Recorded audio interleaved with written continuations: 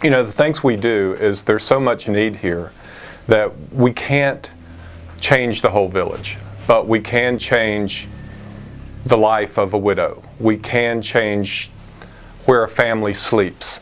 We can change how a mother prepares dinner for her family. And if we can do that, then the next thing that we have the opportunity to do is answer the question, why? Why do you do this for me? And that's when we have the opportunity to share why we do what we do.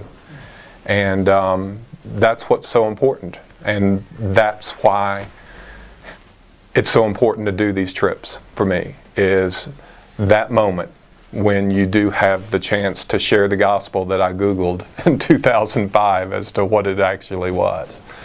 And that's kind of what Hope Ignited is all about, is that we don't ride into town like the new sheriff in town and say, this is how we're going to do business. We look for someone in that community that has a heart for that community, that's doing things in that community, and we look to them to say, how can we use our resources that we've been blessed with to help you fulfill the vision that God's given you for wherever you live.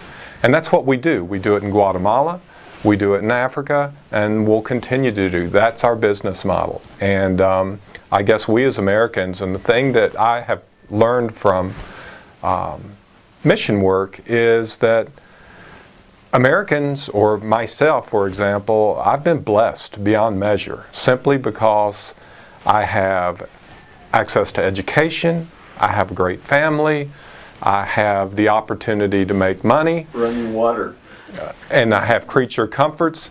And the flip side of that is the people living in Guatemala or Africa or wherever they may be don't. Why? Where's the balance? Where's the equity? And they didn't do anything to deserve their way of life, as I didn't do anything to deserve my way of life. So in some reflection, you have to kind of go back and say, okay, it's luck of the draw, but there's a responsibility there. And my responsibility is to use the resources and the influence and to leverage those things for people that don't have it.